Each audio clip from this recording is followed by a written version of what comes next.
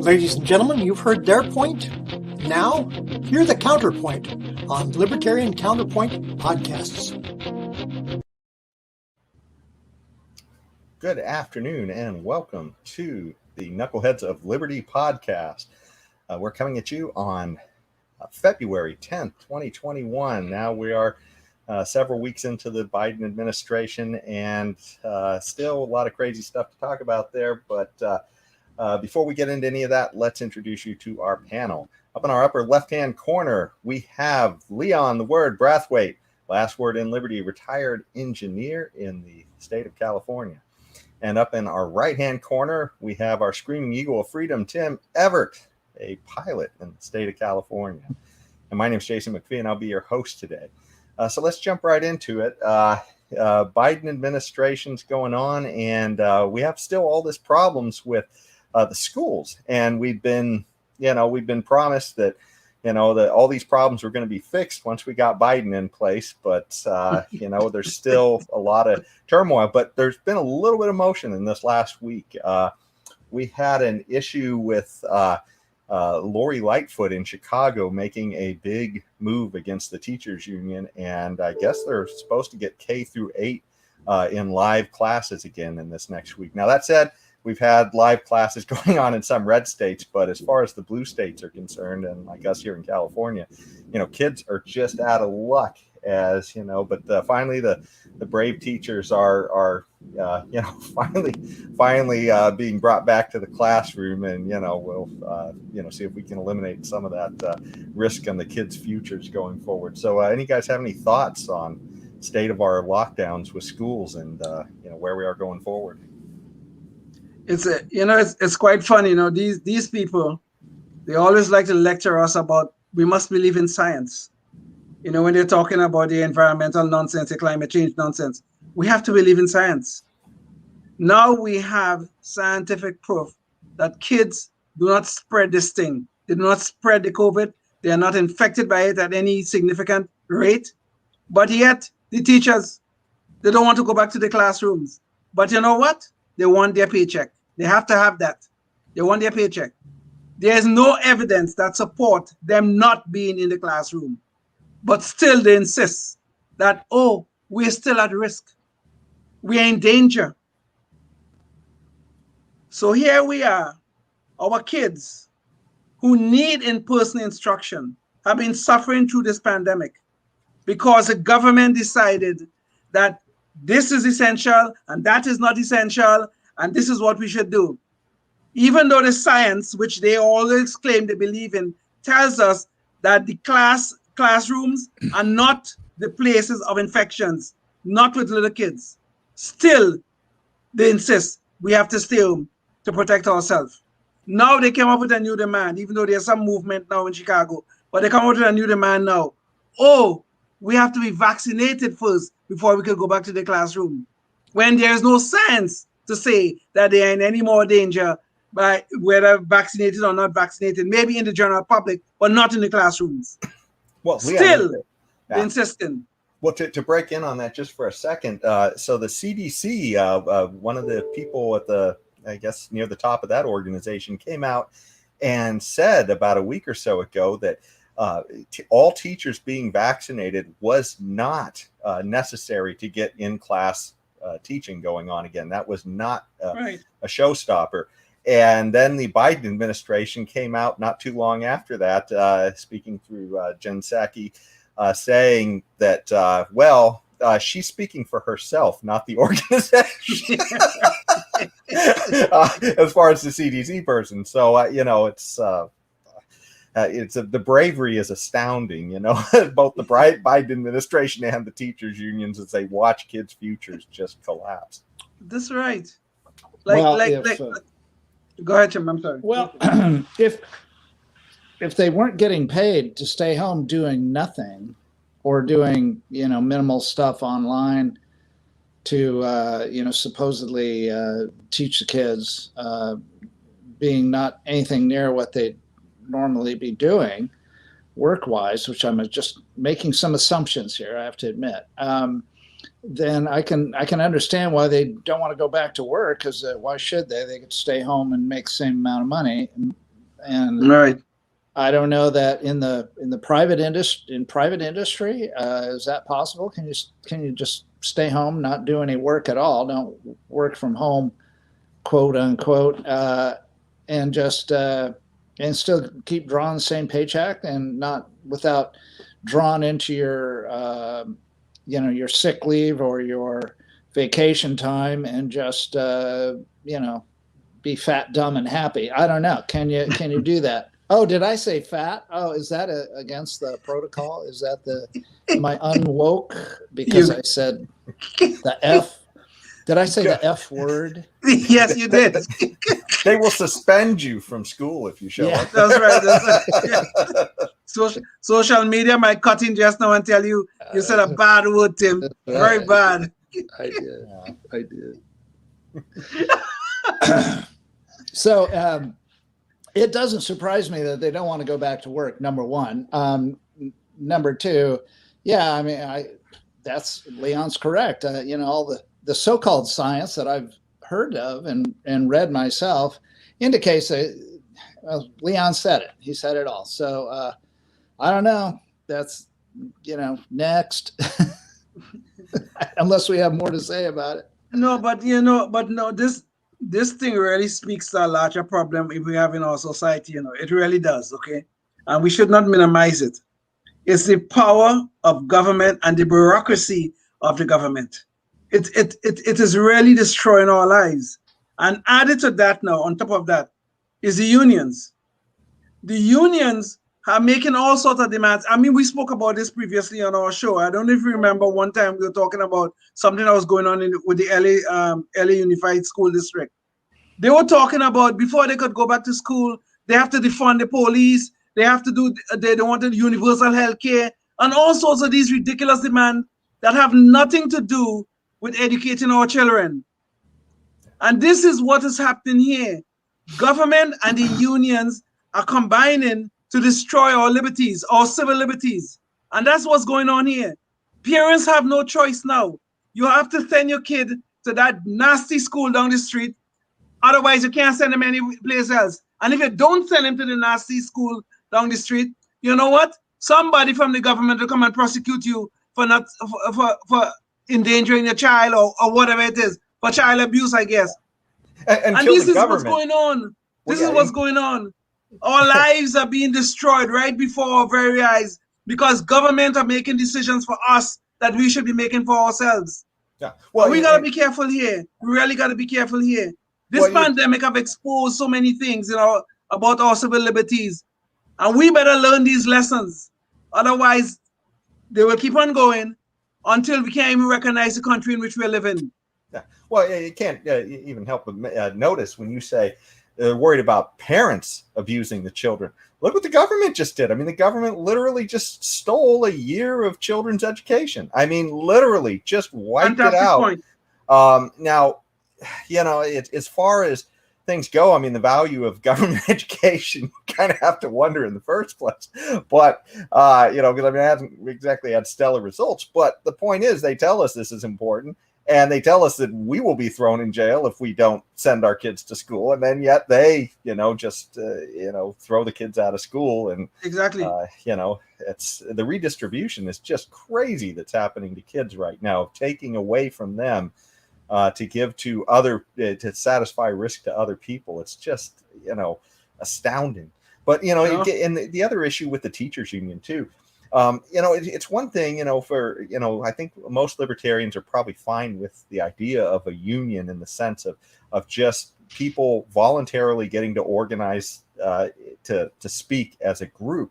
Well, we probably don't always think it's a very wise thing to do, but we certainly think, people should have that freedom of association. But with the government, it's different because in the case of government, all the incentives are messed up. You have the teachers union that donates to the politicians that they're negotiating against, who are supposed to be representing the taxpayers. So yes. You have these two concentrated interests. Neither of them really represents the taxpayer. So, it's the worst of all situations. And, I think what we're seeing is right now, all of these teachers who literally just are putting the interest of the customer, the kids, at last. So I don't know. There's, I don't, people, freedom of association and freedom of assembly, I don't have a problem with that. In particular with the unions. If people want to get together and form unions, I don't have a problem. My problem begins when the government start making special dispensation for these unions and forcing people to do things that they wouldn't otherwise do. Like I was forced to pay a union money for 28 and a half years until the Janus decision. That is where my problem begins. Because these unions, and I think we spoke about this before, and I think Tim in particular raised this point. Back in the 1940s, okay, Franklin Delano Roosevelt raised the issue of public employees having unions. Because what really happens is the unions and the government and representatives of the government get together, and the only thing that they're trying to determine is how much you're going to screw the taxpayers. Then there's nobody there protecting the taxpayer when they're negotiating. They're just thinking about how much we could screw the taxpayers to satisfy this permanent bureaucracy that is now living in our lives right now. In our very lives, sometimes even in our homes, they're living right now. That's what they're doing now, destroying our civil liberties. Yeah, and a very important member of the negotiations is absent in those negotiations. The person that's paying for it all. Exactly. 100%. Very good point. Very good point. But they're not there. Yeah. So in private union company negotiations, you have someone representing the company or the shareholders, the owners of the company essentially, and somebody representing the labor. Okay, duke it out, talk it out, see what you guys come up with. Sure. But in public employees, it's ludicrous. A public employees unions got two people, both of them living off the dole of the taxpayer, both of them, and each one of them are sitting there talking about how to screw the taxpayer out of more money. Amazing, absolutely amazing.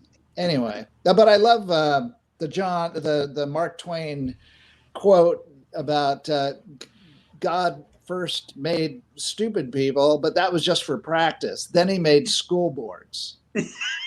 I love that. So this has been going on for a long time. I mean, we're going to get more into the school board stuff, but this has been going on for a very long time. Obviously, if Mark Twain wrote about it back in the day. So. Yes. Well, there's a video I wanted to share too, and this kind of highlights the absurdity of some of this teachers union stuff. And like I said, recently, Lori Lightfoot made some progress with the Chicago teachers. However, before that happened, just a few days before that happened, the Chicago teachers, they actually spent, I guess, some of their resources, and some of these teachers who really aren't teaching, dance teachers who are, I'm not sure what they're doing while they're off here, in this COVID vacation. But they put together a video essentially trying to express their safety concerns through dance. And so let me share that with you, just at least a little bit of it, so you can get the sense of what we're talking about here.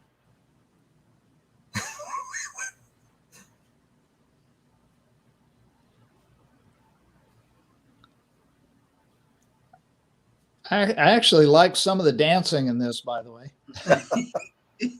Well, yeah, the sad thing is it's being essentially paid for or subsidized by taxpayers. Yeah, I wonder if they got extra pay for this. Yeah. Yeah. Safety is essential, of course. Yeah. Yeah, maybe. Yeah. Maybe they should quit being teachers and just go into full-time dance. Maybe so. Yeah.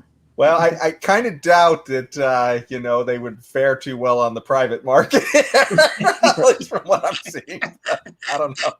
Yeah. You never know. I don't know. Look at the dancers at the Super Bowl halftime show. Yeah, that's true. Yeah, that was a kind of a crazy halftime. All of them were wearing masks.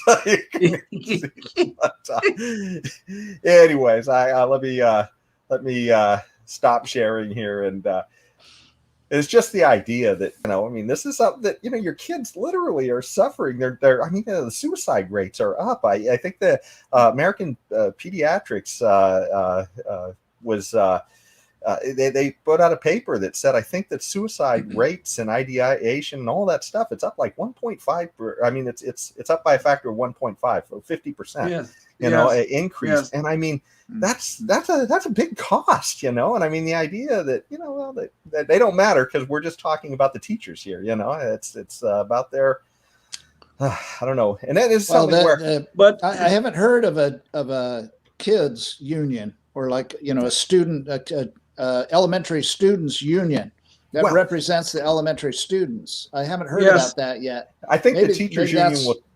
I think they'll tell you that they're looking out for the kids. They're always looking out for the kids. Yeah. In that video I just showed, Jason, they're talking about keeping us safe, safety, and all this sort of things.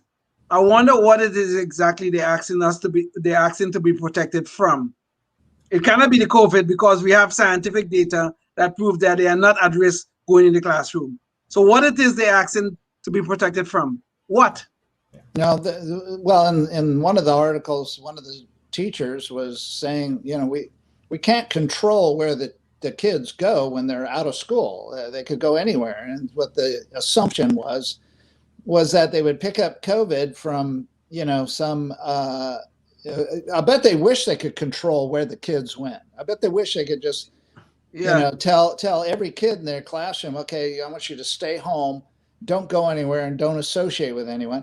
But they can't. So and they know that, and so the assumption is that they're going to bring the COVID in and pass it along to the teacher.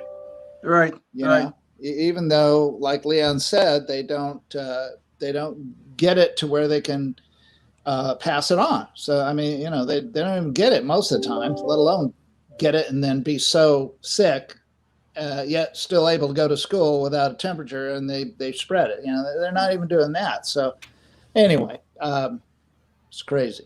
And the thing is that the Biden administration, which is supposed, since a Democrat is in the White House, they're supposed to bring milk and honey to America. They're supporting the nonsense. Like you just said, as soon as the head of the CDC came out and said that, there's nothing wrong with teachers returning to the classroom, they disowned that statement. No, he was just speaking for himself.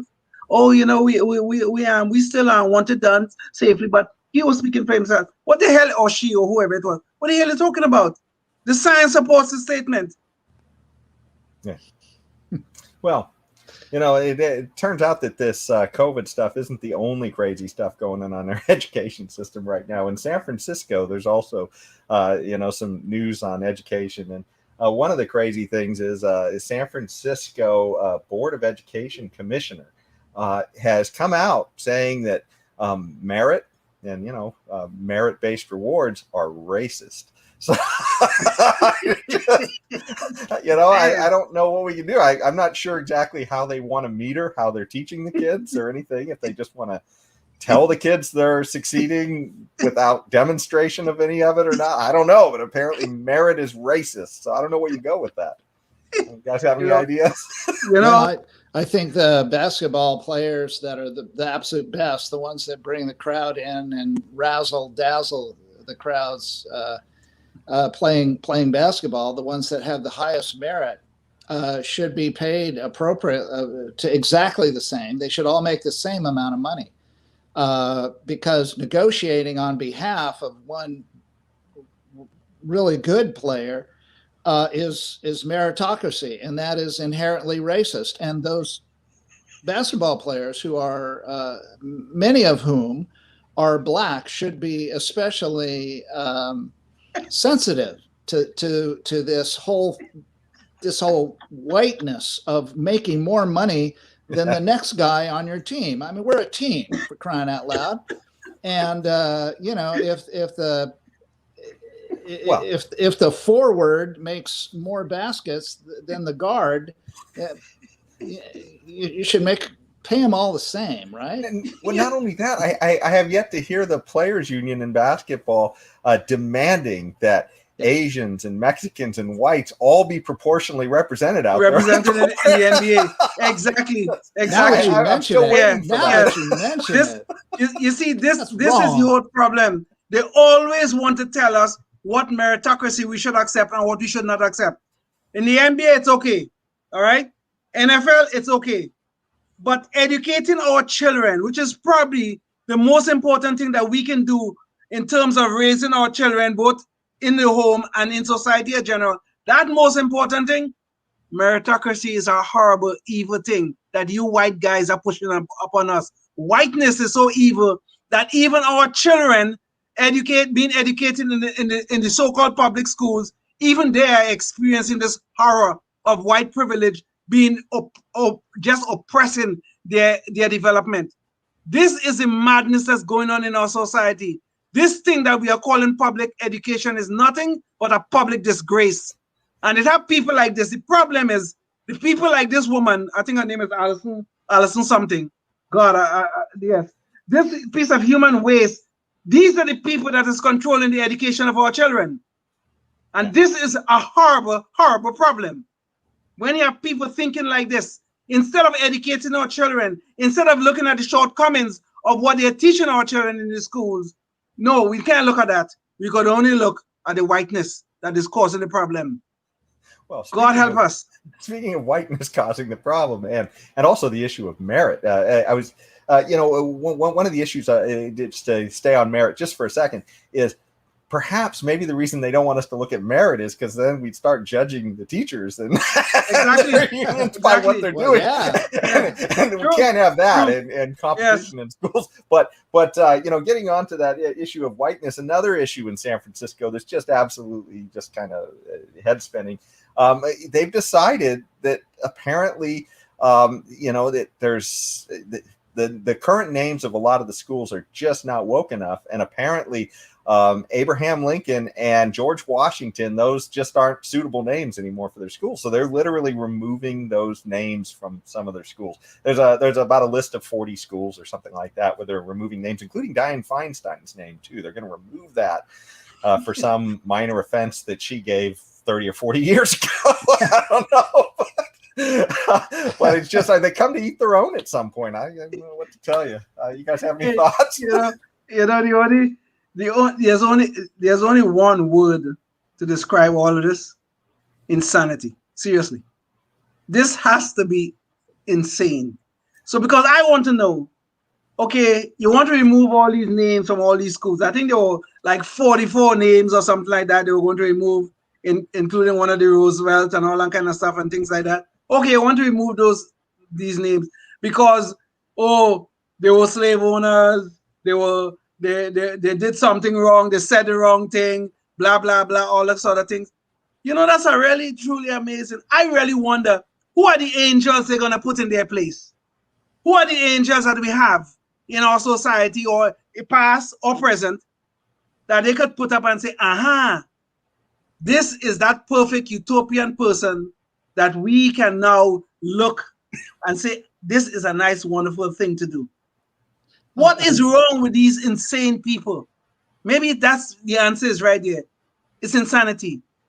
That's what it is. It's insanity. God got really good at making stupid people. Oh, yes. Practice. Oh, yes. Well, the school system helped out a little bit. Yeah, that's true. That's true. I forgot about that. Well, I'm sure, Leon, that whoever they choose will be a black angel, not a white angel. No, it might be a female lesbian or something too. That could be. One thing is sure, and that's that whoever it is in the future, those people will get eaten up too, just as Dianne Feinstein did. By somebody in some future day. Yeah, sure. But it is now time for our Knucklehead Noise Patrol, and that is the point in our show where we try and end it with talking about something crazy somebody said, and of course we've just been through a lot of crazy stuff, so maybe this whole show has been a Knucklehead Noise Patrol. But in this case it is once again the Biden administration and Jen Psaki, and it's just kind of babbling stuff coming out of that White House constantly. So one of the Biden's first executive orders was to kill the Keystone Pipeline. And because of that, the union and a lot of other people were saying, hey, this is going to kill a lot of jobs. The estimates are around 11,000. The union was saying right away it's going to kill like 1,000 jobs from their union. So it's, it's clearly an issue. So there was a Fox reporter there who, I guess, before the Biden administration said, don't worry, we'll replace these with green jobs. So this isn't a concern. So this reporter then said, a reporter by the name of Peter Ducey, he said, where is it that they can go for their green jobs? That is something the administration has promised, and there is now a gap. So I'm just curious when that will happen, when those people can count on that. So he's looking out for all those guys who lost their jobs. And so Jen Psaki, her response was, well, I'd certainly welcome you to present your data of all the thousands and thousands of people who won't be getting a green job. Maybe next time you're here, you can present that. So it was not an idea of saying, hey, where are the green jobs? Like, why don't you prove to me that there's been some people who've lost their job? Yeah. Who's not getting a green job? Yeah. Silly rabbit. Gee whiz. I don't know where to begin. I mean, half of me wants to say you live by the sword, you die by the sword. So those jobs that they got were basically government jobs, building the pipeline, okayed by government action, and so on. So in a sense, okay, now new government in town, so there goes that job. But I really don't want to say that because in some cases that's what seems to be required in this day and age to get certain things done of that nature. Although I don't know, I don't know that much about the oil industry to know why oil companies can't build a pipeline and why they're not free to. But I guess it's because of the rights to go through property. Environmental regulations covers it. Right. Okay. There you go. So they have to get okay, so the government creates roadblocks, and the government has to remove the roadblock before the private entity can go ahead and do what's best for the nation, which is provide energy. Yes. Okay, and so and then that whole green thing, I just don't know where to begin. I mean, it's just all convoluted. So Leon, help me out here. Well, I think we're just about at the end of the show now. So we're almost out of time. So I think, Biden had to kill that. I got to kill this conversation so we can wrap up. Executive order. You bureaucrats are very good at killing things off, I see. Don't worry. I guarantee you another job on the next show of Knuckleheads of Liberty. I'm giving you a better answer than Psaki gave. Yeah. So anyways, come up and prove the jobs that you've given in the past, okay? Yeah, that's right. Please join us all for the next episode of Knuckleheads of Liberty. And until then, we'll see you at the next one. Toodles. Bye. Bye.